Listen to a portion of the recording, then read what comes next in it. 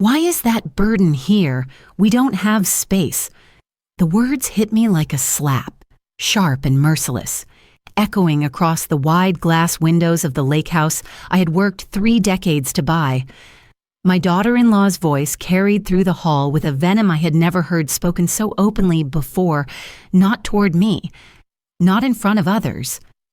I froze at the threshold, suitcase still in my hand, as all heads turned toward me. There I was, Lorraine Mitchell, 58 years old, a retired nurse who had cared for strangers in hospital wards until my back ached and my hands stiffened. And in this moment, I was not a mother, not a widow, not even a guest. I was being treated like an intruder inside my own home. The house wasn't grand by millionaire standards, but it was my pride, a cedar-framed lakefront retreat with wraparound decks overlooking Michigan waters that shimmered like liquid silver at sunset. I had bought it alone, after my husband passed and my son Daniel had left for college. Every paycheck, every extra shift at the ER, every overnight duty in the trauma unit had carved out the down payment. This house was my sanctuary. But right now, it looked nothing like the quiet refuge I cherished. Music boomed from a speaker in the living room. Laughter rang out, too loud and careless, bouncing off the vaulted ceiling. I spotted unfamiliar coats tossed carelessly over the banister, and then faces. Not family, strangers.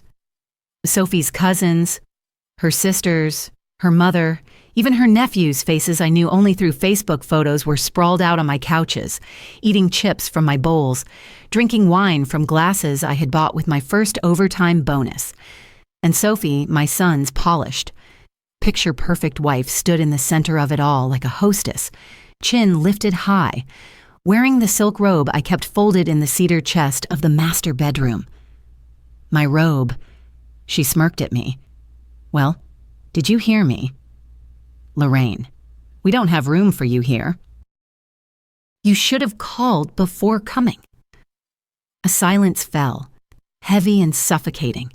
Even the music seemed to dim in that second.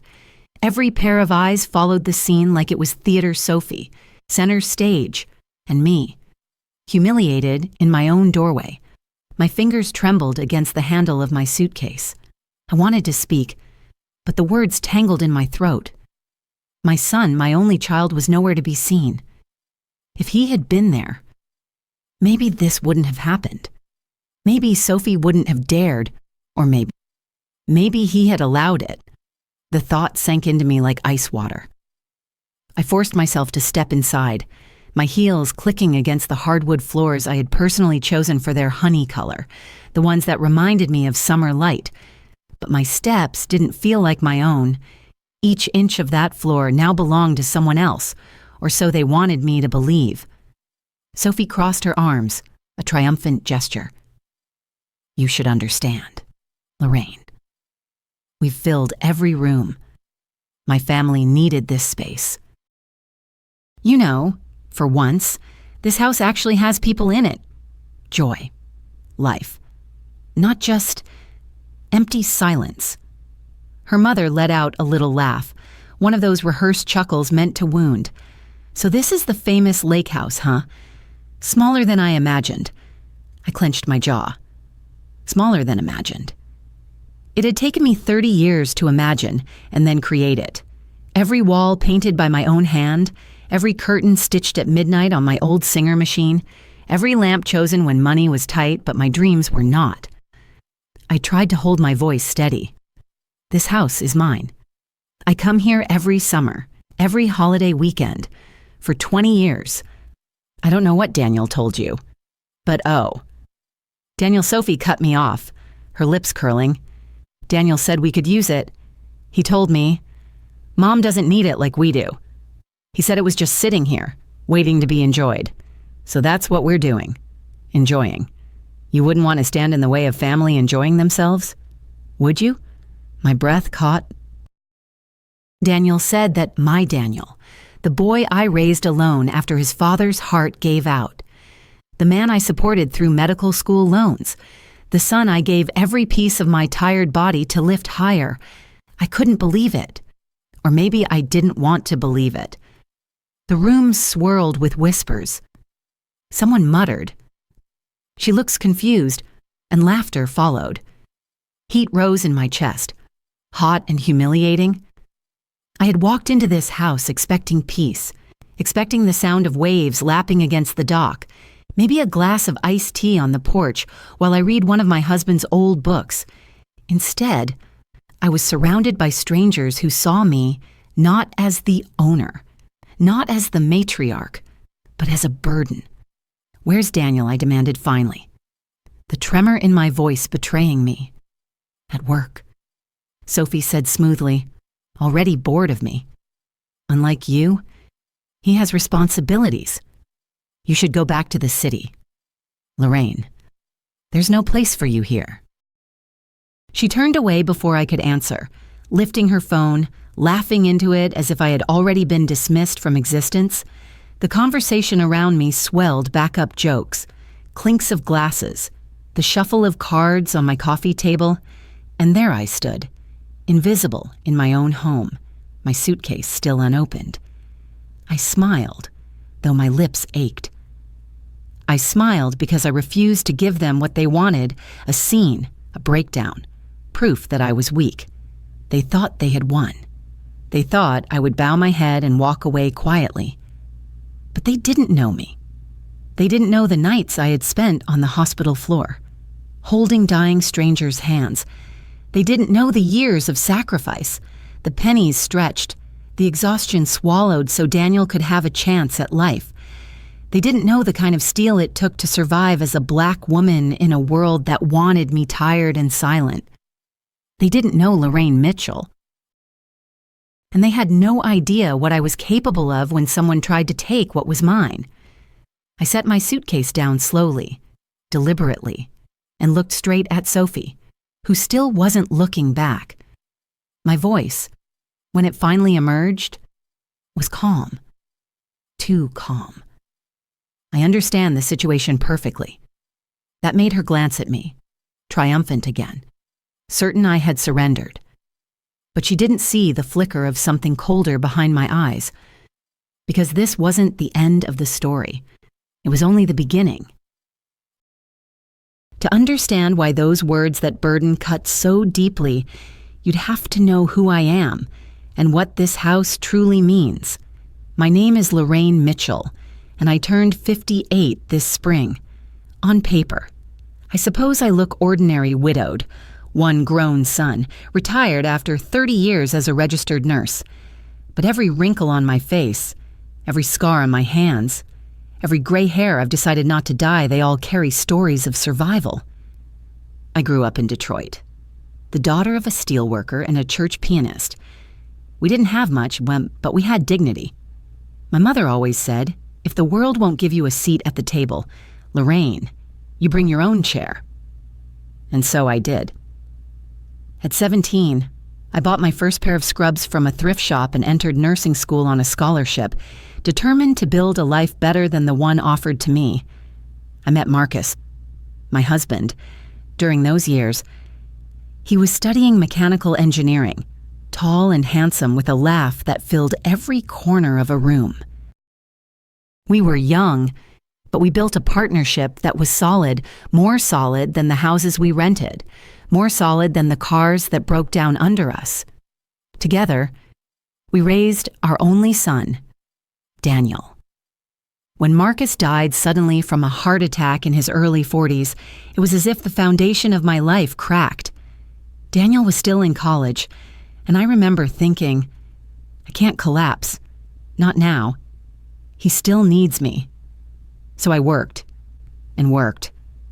I pulled double shifts, volunteered for overnight duty, stitched curtains for neighbors just to earn extra cash. Every dollar I saved, I tucked away in a separate account, my freedom fund. Marcus and I had always dreamed of a place by the water, somewhere to escape the noise of the city. So when I finally had enough, I bought this house on Lake Michigan. Cedar wood, wraparound porch, 3 bedrooms, and a view that made every sacrifice worthwhile. For years, it was just me and the lake. I'd spend long weekends gardening, painting walls, hanging curtains I sewed myself. Daniel would come when he could holidays, summers, and we'd sit on the deck eating barbecued chicken, laughing about his childhood. Back then, he still called me Mama. But things changed when he met Sophie. She was beautiful, no doubt, polished, with long hair always perfectly styled, manicured nails, and a smile that could disarm even the toughest critic. She worked in marketing when they first dated, but after marrying Daniel, she left her job. I never questioned why Daniel was doing well as a physician's assistant, and perhaps they had agreed on that arrangement. At first, she was sweet, almost too sweet. She'd show up with flowers from the farmer's market, bottles of wine, even offer to wash the dishes after dinner. Once, when my back hurt, she insisted, "Lorraine, sit down. Let me massage your shoulders." I wanted to believe it was kindness, but then I caught the flickers. The way her eyes scanned the house like she was calculating square footage, the way her compliments always had hooks. This place is so beautiful. It's almost wasted sitting empty most of the year. I wanted to believe she respected what this home stood for, but slowly, the cracks began to show. She started with comments. Subtle at first. "Lorraine, don't you think you should rest more? At your age, carrying heavy things can be dangerous." Or, "That sofa is lovely, but maybe something more modern would suit the place," always with a smile, always wrapped in a tone of concern. And then came the bigger hints. "This house must get so lonely when you're not here. Don't you think it's a shame it sits empty most of the year?" I brushed it off, telling myself she was just making conversation. I didn't want to believe she could see my sanctuary as wasted space. But as months turned into years, the comments grew sharper, the looks colder. And my Daniel never said a word. Still, I tried. I invited them for holidays, cooked meals, set the table with the china I'd saved for decades to collect. I wanted them to feel welcome, to build memories here the way Marcus and I had once dreamed. Yet even then, I felt a distance. Sophie never really looked at me when we spoke. She always seemed to be evaluating me, like a critic judging a performance. And Daniel, my once chatty, affectionate son, seemed quieter around me, as though he was caught between two worlds. I didn't push. I told myself he was building his own family now, that this was the natural course of life. Mothers raise sons to let them go. But hearing Sophie call me a burden in front of her family, in the house I built from sweat and sacrifice, was something else entirely. The humiliation seared into me, but beneath it was something far more dangerous clarity. This wasn't just about one rude comment. This was a window into how Sophie really saw me unnecessary, inconvenient, disposable. And if Daniel was silent, then maybe, just maybe, he saw me the same way. I looked around that crowded living room, the children running across my rugs, leaving cookie crumbs. Sophie's cousins sprawled across my couches, feet on the coffee table Marcus and I had bought together. Sophie herself, sipping wine from my late husband's favorite glass, acting as if she owned it all. And in that moment, something inside me shifted. I realized that while this house was my refuge, it was also my Achilles heel. If Sophie wanted it badly enough, if Daniel allowed it, I could lose everything I had built. A burden, she had called me. But I was not a burden. I was the backbone. The reason Daniel had the education, the home, the life he enjoyed. I was the one who had fought against a world stacked against me, and won. And if Sophie thought she could erase that with a single insult, she was about to learn who Lorraine Mitchell truly was. As the evening wore on and laughter drowned me out, I sat quietly in the corner, watching, memorizing, Every careless word, every arrogant smirk, every little clue that would later become important. They thought I was finished. But in truth, I was only beginning. The morning after Sophie's cruel words, I woke up in the guest room, the only room no one had claimed, and even then only because it was the smallest, tucked away in the corner of the house. My suitcase sat unopened beside the bed. I stared at it in the early dawn light filtering through the blinds, wondering how long it would take before someone told me to move even from this small corner.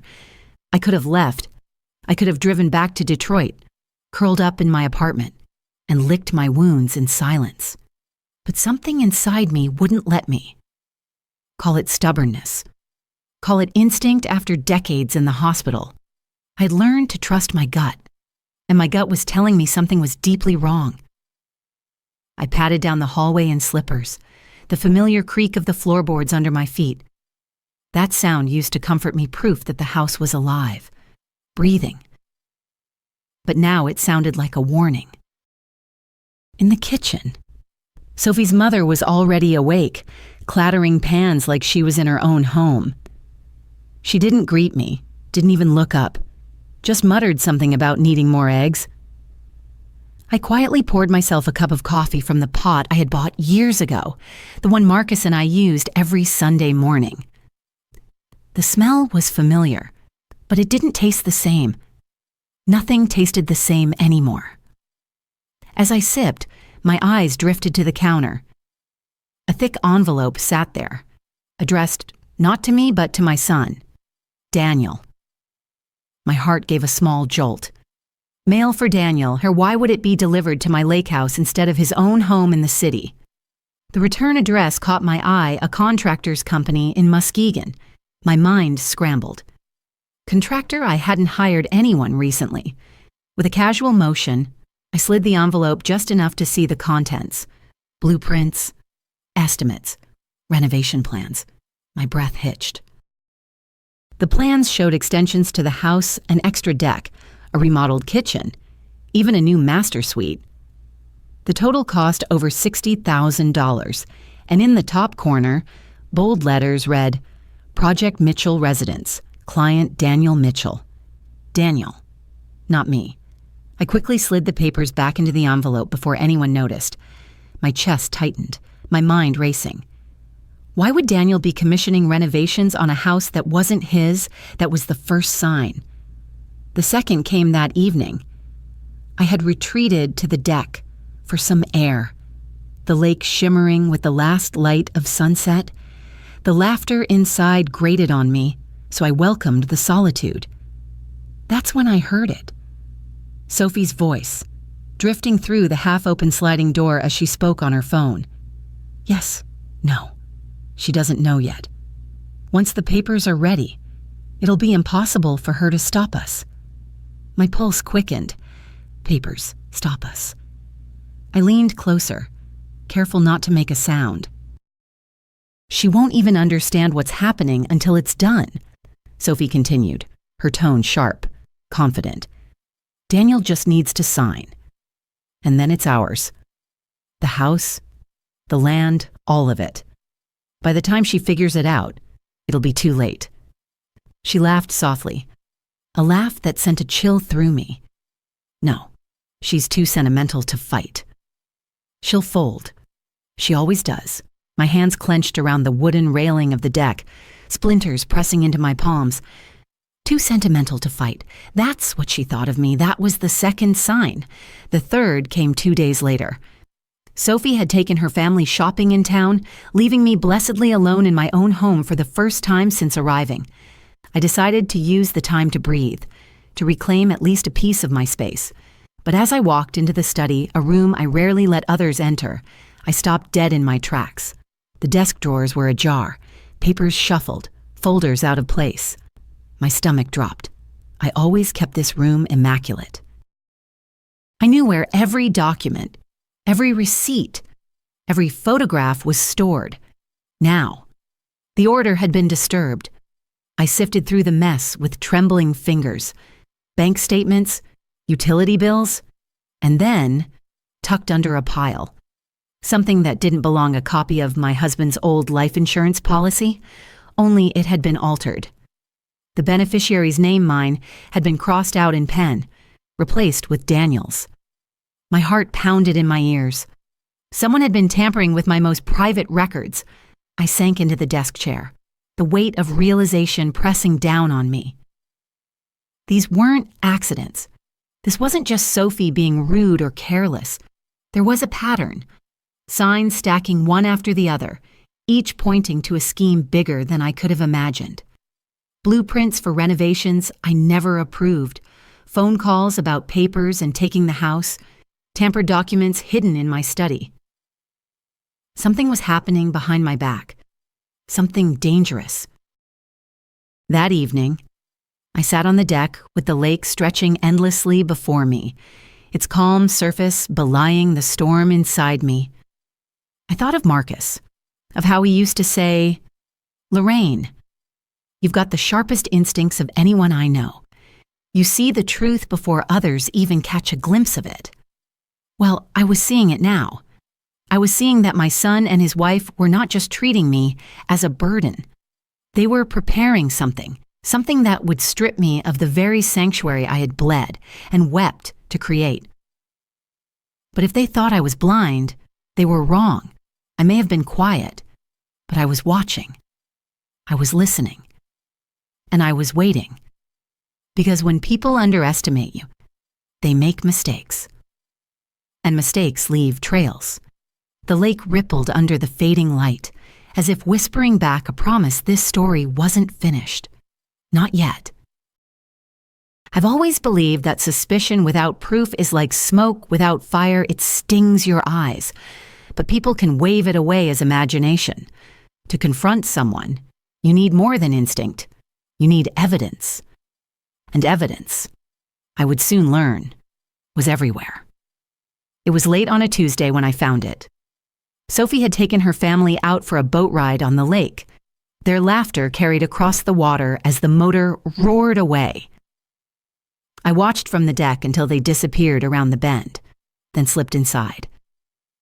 My heart pounded not from fear, but from determination. I had spent 3 decades in hospitals. I knew how to search a room quietly, how to notice the details others overlooked.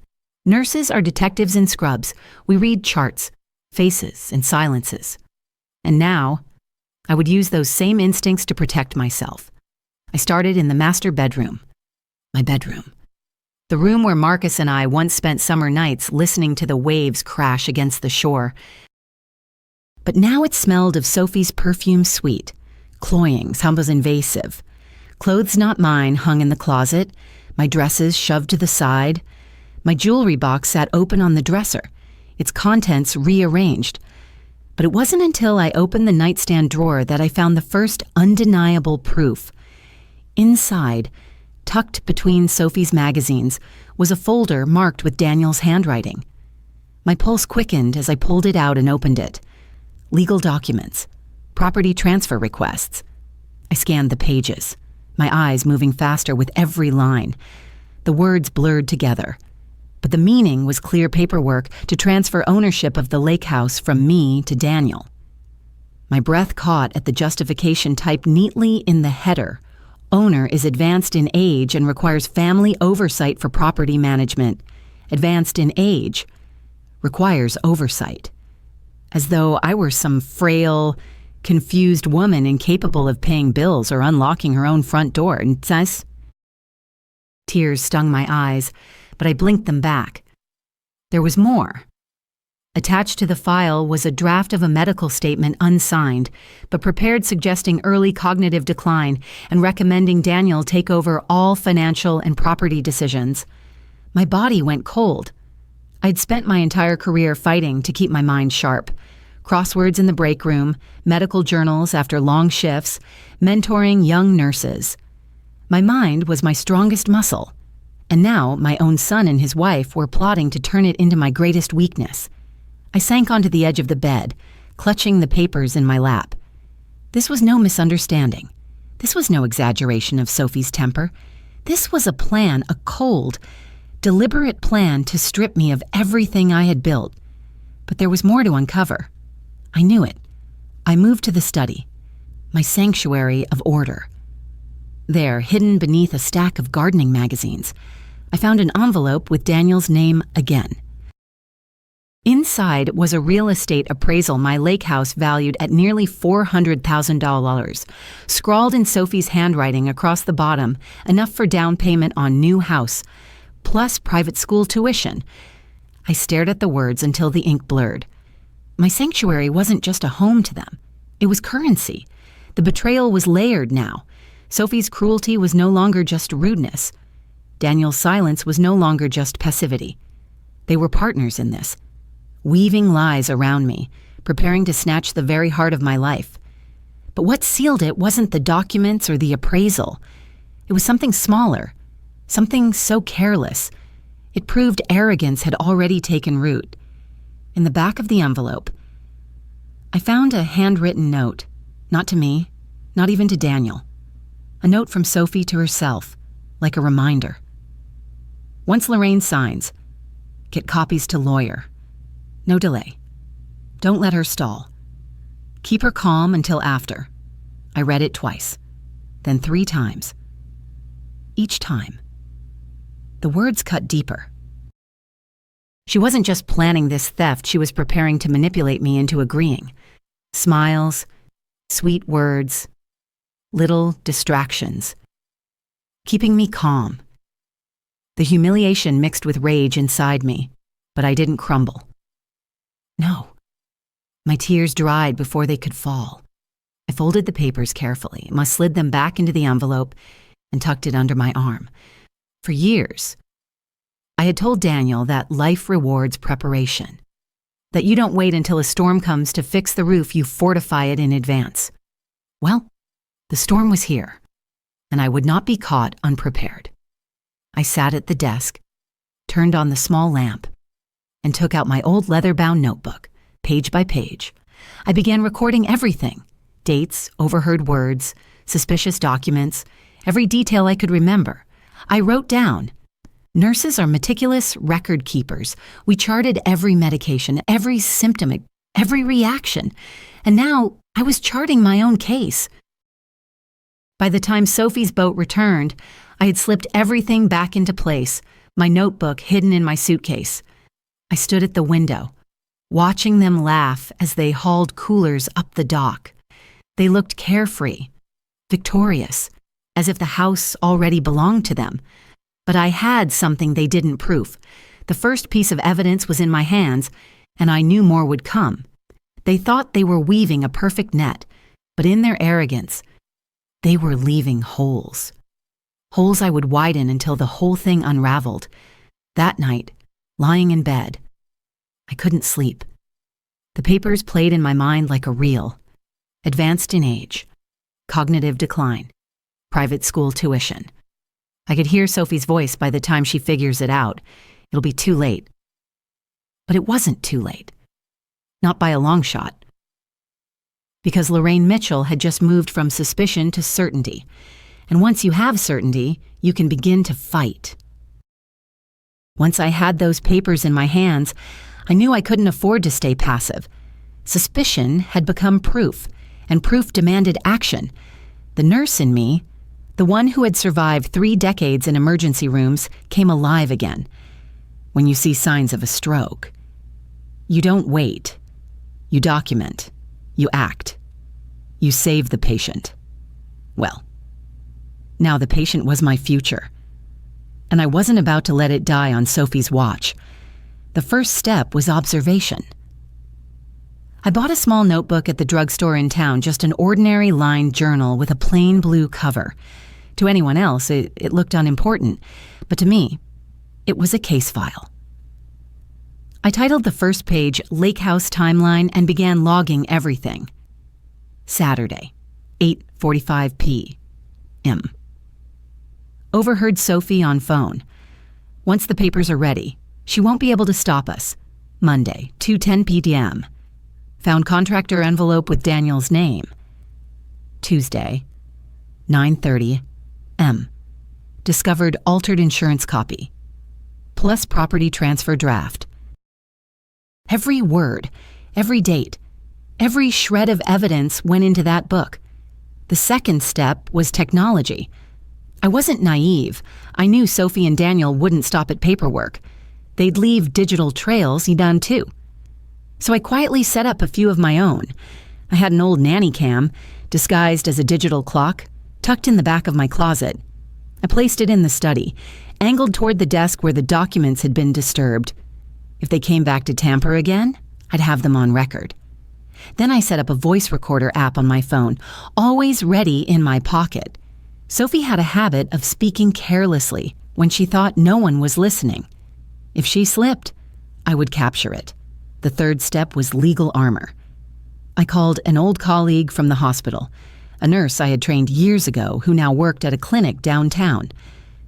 "Tanya," I said, lowering my voice, "I need a favor. Do you know any doctors who can provide a thorough mental competency exam?" There was a pause. "Lorraine, are you all right? I'm fine," I assured her. But my family is trying to say otherwise. By the end of the week, I had an appointment set with a licensed psychiatrist, one who specialized in elder care evaluations. If Sophie wanted to claim I was losing my mind, I'd have the papers to prove otherwise. But as I built my defense, the atmosphere inside the house grew unbearable. Sophie's family treated me like a shadow, a piece of outdated furniture no one had the courage to throw away. They left dirty dishes in the sink, stomped across the hardwood floors with muddy shoes, and laughed about how quaint the house was, like they were mocking it while stripping it of dignity. One afternoon, I caught Sophie's cousin scrolling through real estate listings on her tablet. "Imagine what we could do with the money from this place," she whispered to her sister, not realizing I was in earshot. Money. That's all it was to them. Not a lifetime of sacrifice. Not a sanctuary of memory. Just dollar signs. The tension finally boiled over one evening at dinner. Sophie had cooked, if you could call it that, and we all sat at the long oak table I had refinished myself years ago. My mother's china, which I only ever used on Christmas, was now hosting half-eaten spaghetti and spilled soda. Sophie raised her glass of wine. "To new beginnings," she declared with a smirk, her eyes darting toward me. I set down my fork. "New beginnings. Yes," she said casually. "Daniel and I have been talking. We think it's time this house becomes more than just your weekend getaway. It should be a family hub. Somewhere for our children to grow. For my family to gather. A place alive with people. Not just empty silence." Her words were almost identical to what she'd spat at me days before. Only this time.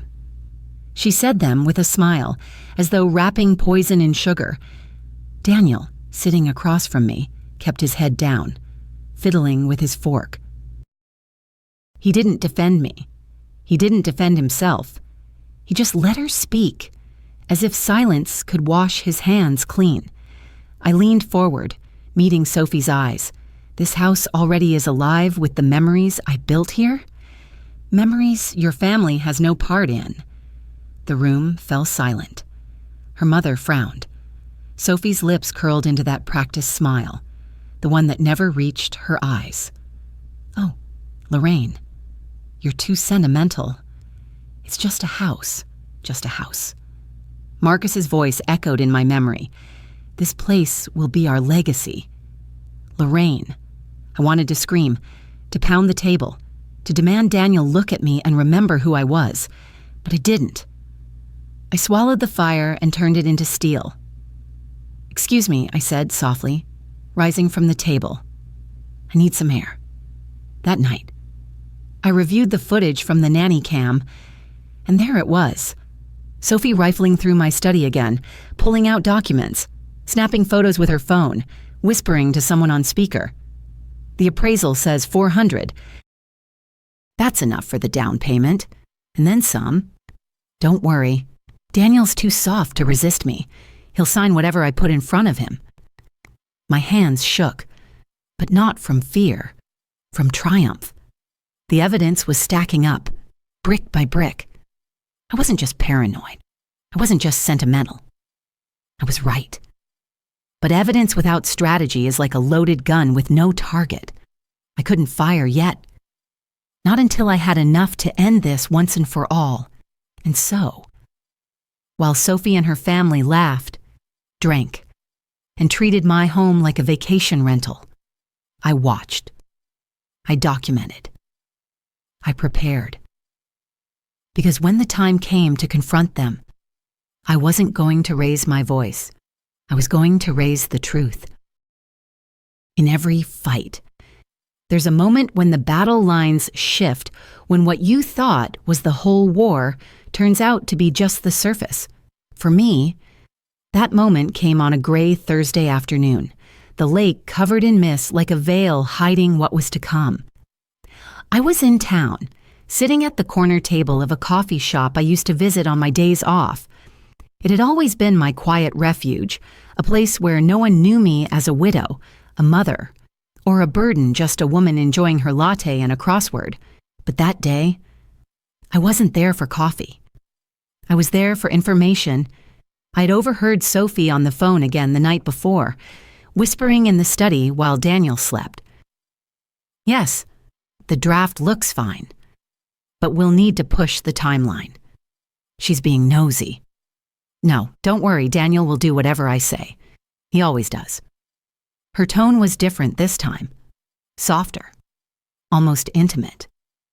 It wasn't how you spoke to a lawyer. Not unless the lawyer was more than just a professional. So I hired a little help.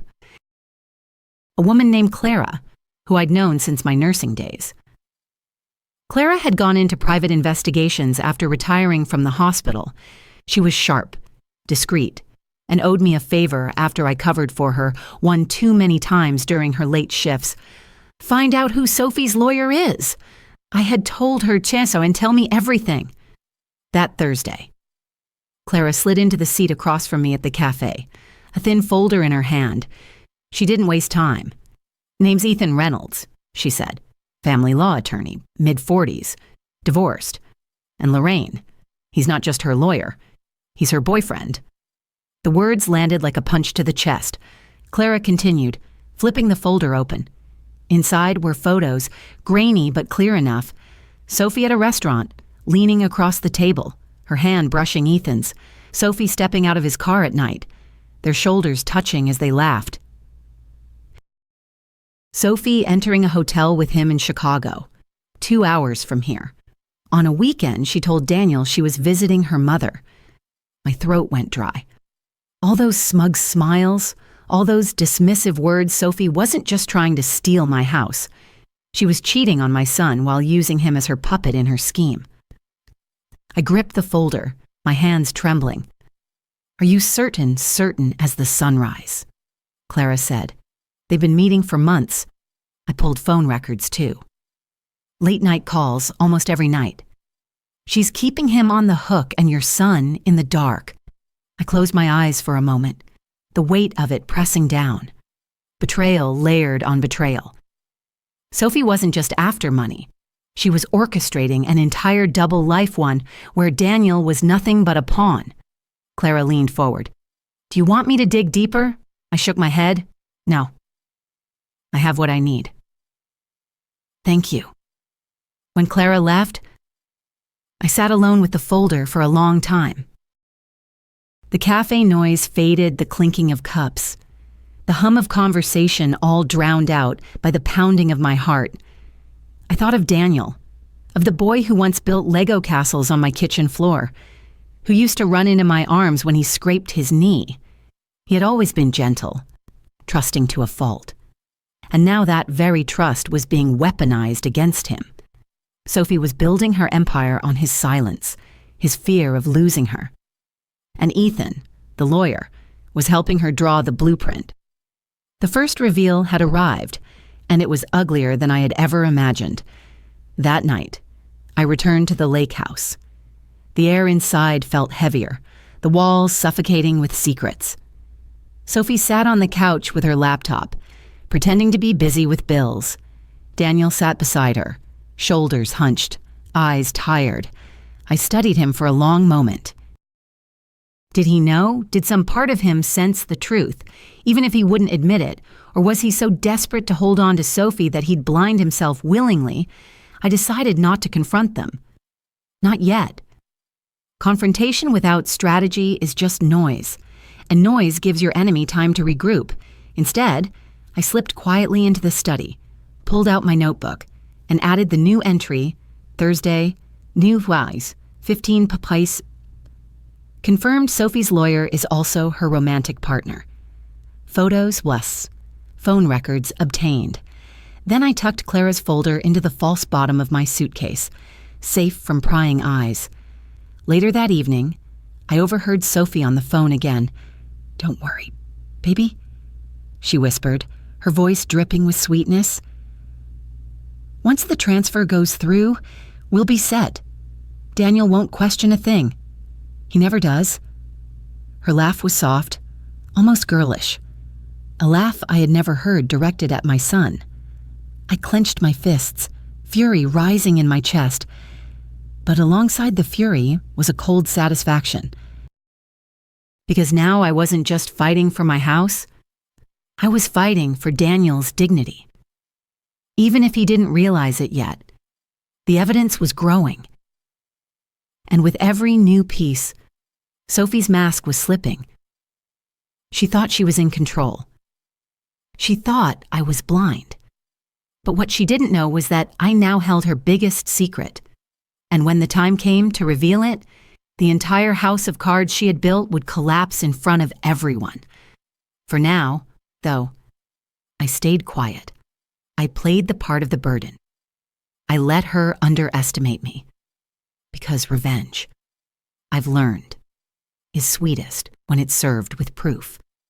And Sophie's proof was sitting in my suitcase, waiting for the right moment to burn her entire scheme to ash.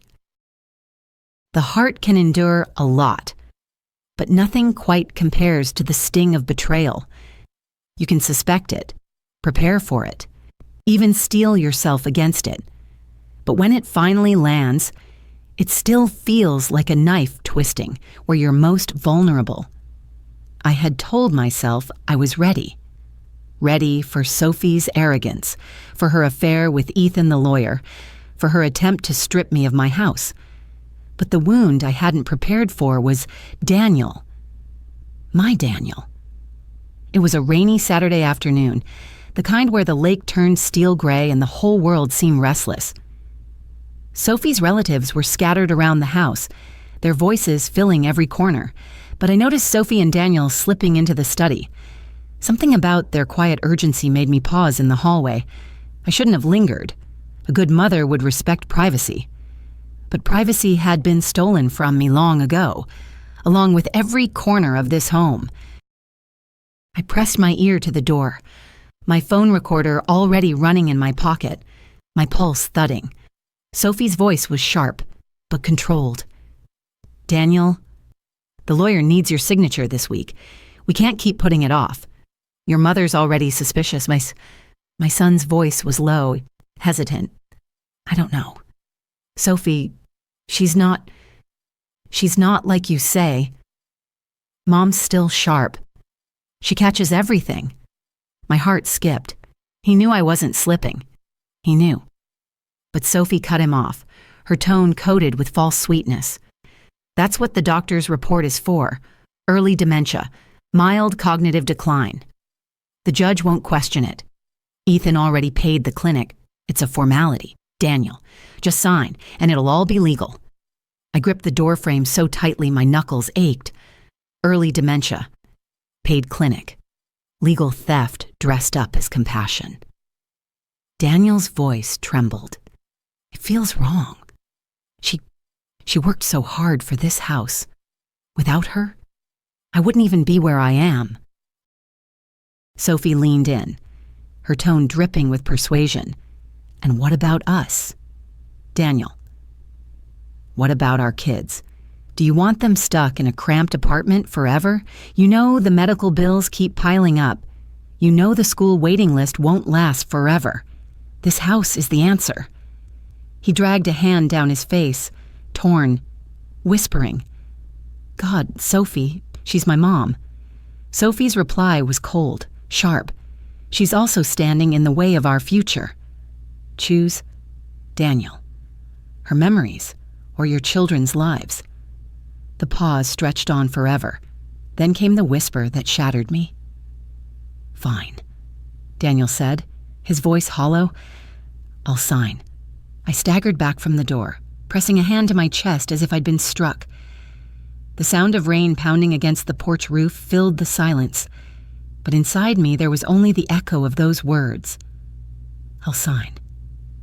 That night, I couldn't eat, couldn't sleep. I lay on the narrow guest bed staring at the ceiling, my mind replaying it over and over. I had braced for Sophie's cruelty. I had prepared for her schemes. But hearing my son, the boy I raised through every fever, every scraped knee, every long night, agree to declare me incompetent for money, that was a different wound altogether. By morning, I knew I had to test him. I found Daniel in the kitchen, still in his t-shirt, pouring cereal for himself while Sophie slept upstairs. He looked exhausted, his hair unkempt, dark circles under his eyes. For a fleeting second, I saw my little boy again, the one who used to run into my arms after school. My heart ached, wanting to hold him, wanting to shake him. Daniel, I said softly, steadying my voice. Do you believe I'm losing my mind? The spoon froze halfway to the bowl. His head jerked up, eyes wide. Mom, why would you ask that? Because I found the papers. I said simply, no drama, no tears. Just truth. The transfer documents? The medical statement. Don't lie to me. He dropped the spoon. Milk splashed across the counter. You weren't supposed to answer me, I cut in, my tone sharper. Do you believe I'm incompetent? His mouth opened, then closed. He rubbed the back of his neck, the same nervous tell he'd had since childhood whenever he was caught in a lie. His eyes darted to the floor. Finally, he muttered, It's not about you, Mom. It's about us, about my family. My stomach twisted. Your family. What am I? Daniel, what am I, if not your family? He winced, but stayed silent. The silence was worse than shouting, worse than insults. Silence was agreement. Silence was betrayal. Later that day, Sophie breezed into the living room with her laptop, her robe cinched around her like she was queen of the house. Good news, she announced loudly, her smile gleaming. The notary will be here in 2 days. Finally. We'll have everything settled. Her mother clapped. Her cousins cheered. Even the children squealed. Daniel sat stiff in his chair, avoiding my eyes, pretending to study the screen of his phone. And me, I sat in the corner, quiet, my face composed. Inside, my chest burned with a fury so sharp it felt almost clean. That evening, I opened my blue notebook and wrote the most painful entry yet, Saturday with 3:45. Daniel confirmed willingness to sign papers declaring me incompetent. Betrayal complete, I closed the notebook with trembling hands, slid it into my suitcase, and sat on the edge of the bed, staring out at the storm, rolling across the lake. They thought the battle was over. They thought I had been silenced, stripped of dignity, defeated. But they were wrong, because I still had my mind. I still had my evidence. I still had the truth. And when the time came, Sophie and Daniel would learn the one lesson I had left to teach them. Never underestimate the strength of a woman who has already lost everything once and lived to tell the tale. The Sunday after Daniel's confession, the lake house felt like enemy territory. Sophie strutted around in my robe as if she'd inherited it by divine right. Her relatives lounged in my chairs, her children scribbled on my walls with markers, and my son avoided my gaze like a guilty child. But beneath the chaos, I was calm, because I finally understood I wasn't fighting for Daniel anymore. He had made his choice. He had chosen silence over truth, convenience over loyalty, weakness over courage.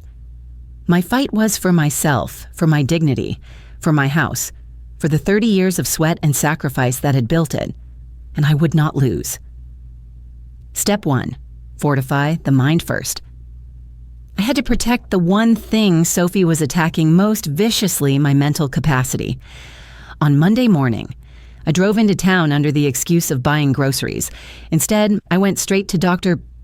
Melissa Grant, a psychiatrist recommended by my friend Tanya. Dr. Grant was professional, warm, with sharp gray eyes that missed nothing. I want a full evaluation, I told her. Cognitive tests, memory exams, everything you've got, and I want it documented. She raised an eyebrow. Most people resist these assessments. Most people don't have their children plotting to declare them incompetent, I replied evenly. The tests lasted 3 hours. Word recall, problem solving, orientation questions, even drawing clocks. I completed each task with a focus I hadn't felt in years. At the end, Dr. Grant smiled. Mrs. Mitchell, you're as sharp as a scalpel. I'll prepare a signed report confirming full mental competence, no signs of dementia or decline. I exhaled slowly. The first wall of defense was built. Step 2, build the case. Back at the house, I became a shadow. While Sophie barked orders and Daniel sulked, I collected evidence like a patient nurse charting symptoms. The nanny cam captured Sophie digging through my desk again, whispering on the phone, "Don't worry. Ethan, once the notary comes, she'll have no way out." The recorder in my pocket caught Daniel saying, "Fine, I'll sign." His betrayal preserved forever in digital ink. Clara delivered bank receipts showing Ethan had been wiring Sophie's small sums payment disguised as consulting fees. Each piece went into my blue notebook, each date meticulously logged. I also printed the photos of Sophie and Ethan together, tucking them into a sealed envelope. Not because I wanted to humiliate Daniel, but because I needed leverage. Step 3, secure the allies. No war is fought alone. At the bank, I met with Mr. Ellison, the manager who had overseen my accounts for 20 years. He greeted me with the same respect he always had. "I need safeguards," I told him. "Freeze my accounts from any third-party access. And I want a notarized statement confirming I manage all my finances independently." He didn't hesitate. "Of course. Mrs.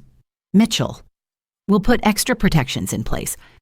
Only your signature will be valid." Next, I contacted attorney Susan Harpers, a family law specialist in the city. Her reputation was impeccable, her presence commanding. Sitting across from her mahogany desk, I laid out everything: documents, recordings, photos.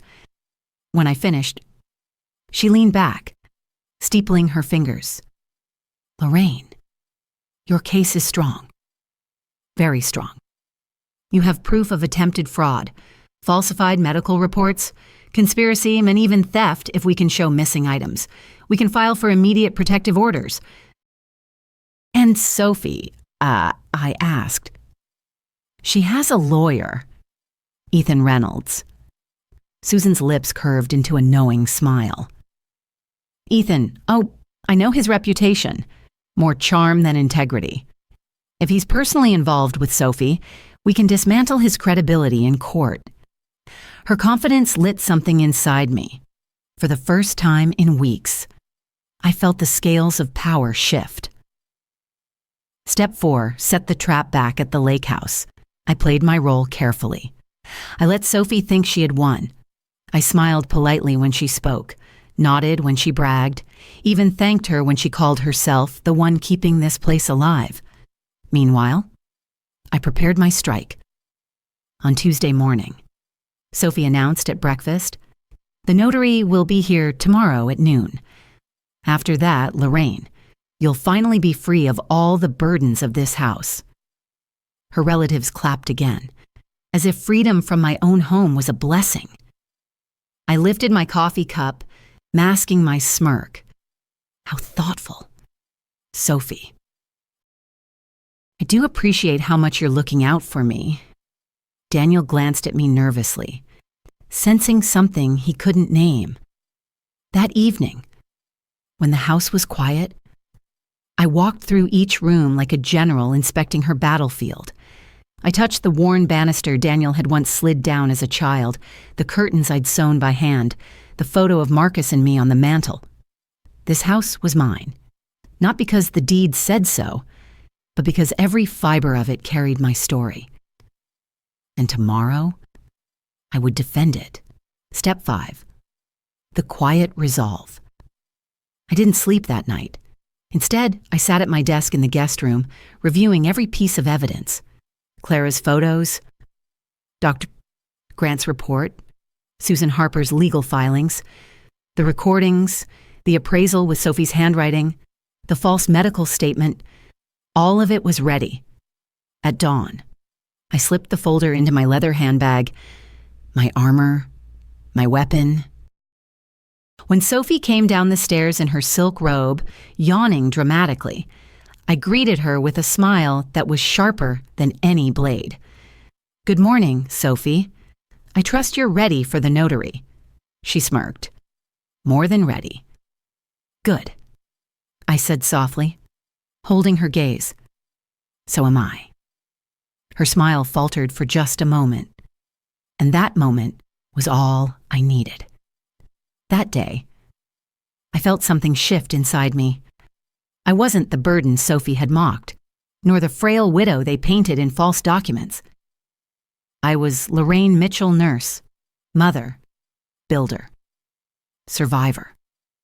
And tomorrow, when the notary arrived, Sophie would learn what it meant to underestimate me, because my revenge wouldn't come with shouting, or fists, or tears.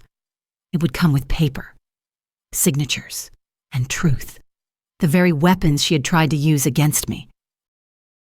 The morning of the notary's visit, the lake house felt like a stage set for the final act of a play. Everyone was buzzing Sophie parading around in a tailored blazer she'd never worn before, her relatives scurrying like stagehands, and Daniel pacing nervously, his hands never leaving his pockets. To them, today was victory. To me, it was Justice Day. At exactly noon, a silver sedan pulled into the driveway. A man in a suit stepped out carrying a briefcase, the notary. Sophie practically skipped to the door to welcome him, her smile stretched too wide, rehearsed. "Come in." "Mr. Lawson," she said brightly. "We've been expecting you." The family gathered in the living room, as if about to watch history being written. The oak coffee table was cleared, a stack of papers neatly arranged on top. Sophie gestured for me to sit at the head of the table, a queen ushered to her throne, though we both knew she thought she was the one about to be crowned. "Lorraine," she purred, sliding the top document toward me. "All you have to do is sign here, and all the pressure of managing this big old place will be off your shoulders. Daniel and I will take care of everything." Isn't that a relief I didn't touch the pen? I looked around the room instead. Sophie's mother perched on the couch like a vulture. Her cousins whispered excitedly. The children ran in and out, oblivious. Daniel sat on the edge of a chair, his jaw tight, his eyes avoiding mine. I let the silence stretch until Sophie's smile faltered. Then, finally, I spoke. "You're right, Sophie. It is time to settle everything, but we won't be signing your papers today, Dean." Confusion rippled across the room. Sophie laughed nervously. "Oh, Lorraine, don't be dramatic. The notary is here. The papers are ready. It's all just a formality." I opened my leather handbag and placed a thick folder on the table with deliberate care. "This," I said, tapping the folder, "is the only formality that matters today." The notary blinked, uncertain. "Ma'am," I turned to him. "Mr. Lawson, before you witness anything, you should know that the documents in front of you are fraudulent. They were prepared by an attorney who is not only romantically involved with my daughter-in-law, but who also fabricated medical reports claiming I suffer from dementia. The room erupted. Sophie jumped to her feet, her face red. That's a lie. She's confused. Don't listen to her, but I was already pulling out the evidence. One by one, I laid it on the table like cards in a winning hand. Dr. Grant's signed report declaring me fully competent. Photos of Sophie with Ethan Reynolds, her so-called lawyer. Bank receipts linking Ethan's payments to Sophie. The fake medical statement with the clinic's name and a $50 cash note. A flash drive containing the nanny cam footage and voice recordings. The notary's eyes widened as he skimmed the documents. Sophie's relatives shifted uncomfortably. Daniel's face drained of color. You see, I continued calmly, this entire scheme was an attempt to defraud me of my property. Under state law, that's elder financial abuse. And I have already filed a petition with my attorney, Susan Harper. By tomorrow morning, you'll be receiving notice of pending criminal charges. The silence was deafening. Then Sophie broke it, her voice shrill. She's making this up, Daniel. Tell them your mother's confused. I turned to my son, my eyes locked on his. Daniel, do you believe I'm confused? His mouth opened, but no words came. His hands shook in his pockets. I pressed on. Because I have you on tape, I have your voice saying, fine, I'll sign. Do you want me to play it for everyone here? Daniel's shoulders sagged as if the air had been knocked out of him. He buried his face in his hands. Sophie gaped at him. You told her, he whispered hoarsely. She knew everything. Sophie. She always knows. I rose from my chair, every eye on me. You called me a burden. Sophie, you thought my age made me weak. You thought you could take my life's work, my sanctuary, with a few signatures and a crooked lawyer. But you forgot one thing. I leaned forward, my voice steady as a stone. I built this house brick by brick. I survived loss, poverty, and 30 years of double shifts. You think I'd let a woman with no roots and no honor steal that from me? No, not today. Not ever. The notary closed his briefcase, his expression grim. I can't proceed with these documents. In fact, I'll be reporting this attempted fraud to the proper authorities. Panic spread across the room. Sophie's mother sputtered. This is unfair. We're family. I cut her off with a sharp look. Family doesn't forge medical reports. Family doesn't plot in secret. Family doesn't treat a mother as disposable. You chose greed over loyalty. You chose betrayal over love. Sophie lunged for the papers, but the notary stopped her. Ma'am, these are evidence now. Don't touch them. Her mask cracked then. The polished arrogance melted into raw fury. You'll regret this. Lorraine, you think you've won, but you haven't seen the last of me. I smiled coldly. On the contrary. Sophie, I think I've seen far too much of you already. Her relatives began gathering their things in tense silence. The children cried, sensing the storm but not understanding it. Daniel stood frozen, his head bowed, shame radiating off him. Before they left, I delivered the final blow. Daniel, I said, my voice softer, though no less firm, you betrayed me. But understand this, the house is no longer yours to covet. I've updated my will. This home will go to charity, not to you. If you wanted independence, you have it now. Permanently. His head jerked up, his eyes wide with panic. Mom, no, I held up a hand. You made your choice when you chose her lies over my truth. Sophie grabbed his arm, dragging him toward the door. Her face was twisted with rage, but beneath it, I saw fear. Fear of consequences. Fear of exposure. Fear of the empire she built on deception crumbling to dust. As the cars pulled out of the driveway, silence returned to the house. The kind of silence that feels like fresh air after a storm. I stood in the middle of the living room, my documents still spread across the table, and felt the weight lift from my shoulders. The battle wasn't over. Legal proceedings were still ahead. But the war was mine. Because Sophie had underestimated me. And Daniel had forgotten who raised him. And now, the whole world would know Lorraine Mitchell was no frail old woman. She was a survivor, a strategist, and above all, a woman who refused to be erased. The day Sophie and her family drove away from my lake house, I didn't cry. I thought I would. I thought the tears would come rushing out once the door slammed, once the sound of their cars faded into the trees.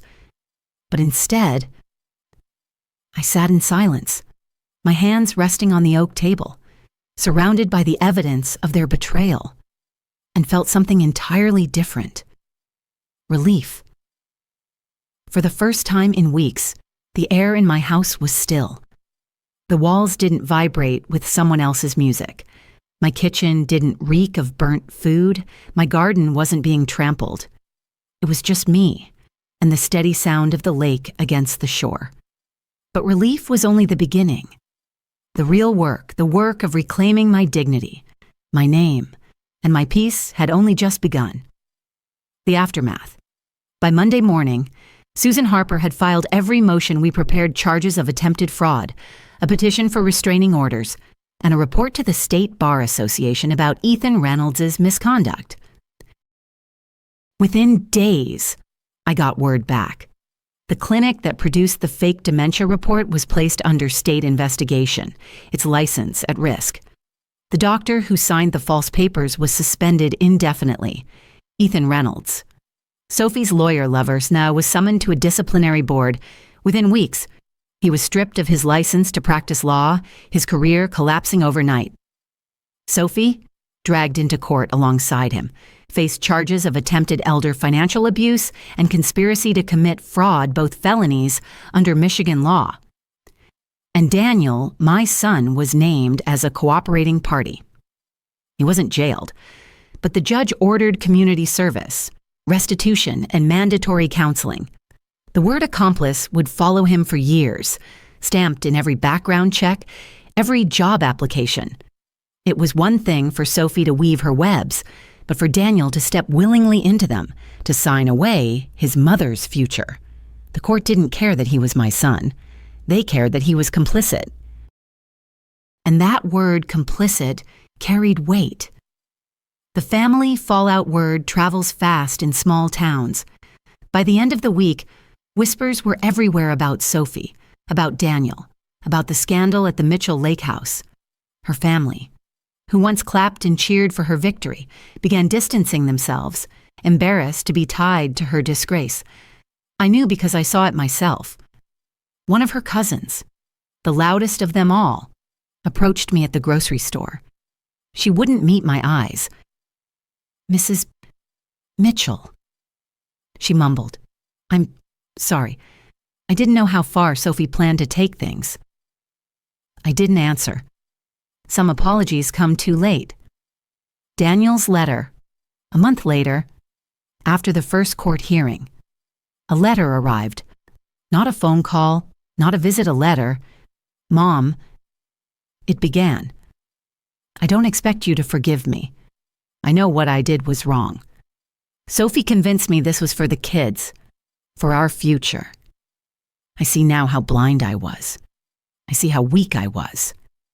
I wish I had your strength. Maybe one day we can be a family again. If you'll let me, I'd like to come back not for the house, but for you. I'll wait for your answer." I read the letter 3 times. My heart clenched, because no matter how grown he was, Daniel would always be my boy. But sorry was easy after being caught. Sorry didn't erase betrayal. I folded the letter and placed it in my notebook, alongside every entry I had written, not as evidence this time, but as a reminder that even blood can betray, and that strength sometimes means letting go, reclaiming the house, Once the legal dust settled, I turned my attention to the house itself. The invasion had left scar stains on the carpet, scratches on the furniture, broken china. But I wasn't going to let their destruction linger.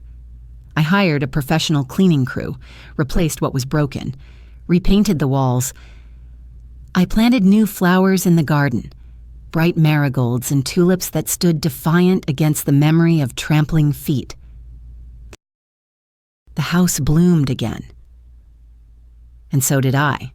For years, I had been cautious, saving every penny, guarding every possession like a soldier at a gate. But now, I realized the real joy of building something wasn't in clinging to it. It was in living inside it fully, without fear. A new purpose. The betrayal had left me with a truth I couldn't ignore. My house would never be safe in the hands of those who didn't respect it. Daniel would never inherit it. I couldn't bear the thought. So, I rewrote my will. Instead of leaving the lake house to Daniel, I arranged for it to pass to a foundation that supported single mothers going through nursing school. Women like me, who needed a sanctuary, a chance to breathe and dream while they built futures for their children. If this house was built on sacrifice and survival, then it would continue to be a refuge for women who understood what it meant to fight. That decision brought me a peace no courtroom ever could.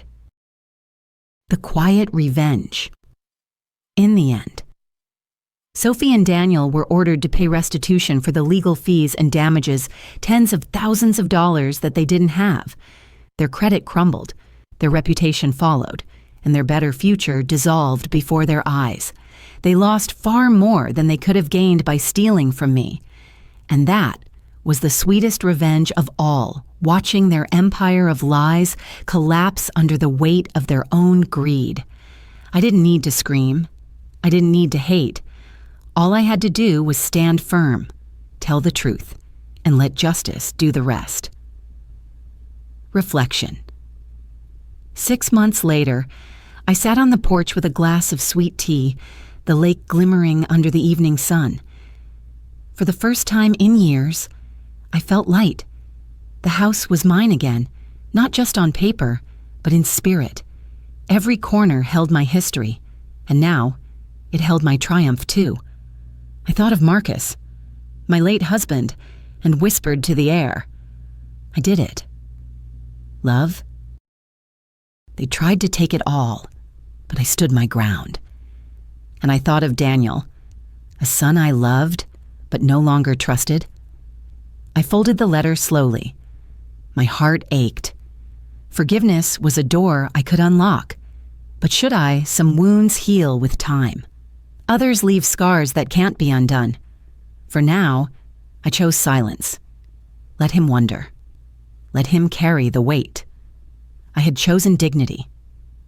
The final message. People think aging makes you weaker. That being widowed, being 70, being past your prime makes you invisible. But I learned something through this storm. Age doesn't erase strength. It sharpens it. I wasn't just a mother or a widow. I wasn't just a nurse who saved for a house. I was a woman who built a life from scraps, who survived betrayal, and who proved that no one, not even family, had the right to decide my worth. And that's the message I carry now. The one I hope every woman hears: you are never too old to fight for yourself. You are never too tired to protect what's yours. And you are never, ever a burden.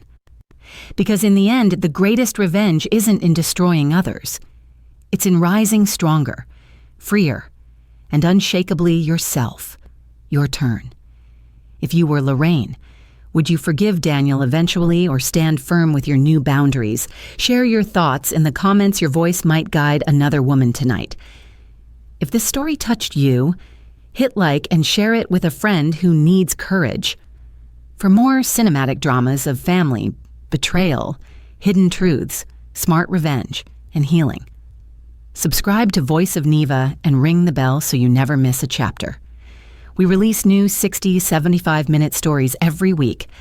Thank you for watching, for feeling, for reflecting. See you in the next story. Did you enjoy my story? What a journey it has been. I truly wonder, what would you have done if you were in my shoes? Would you have chosen silence to keep the peace, or would you have done what I did to reclaim your dignity? Let's meet in the comments below. I'm so curious to hear your thoughts. I'm reading every single one. Which city are you listening from tonight? If my story resonated with you, you can support me and help me bring more stories like this to the world by sending a super thanks.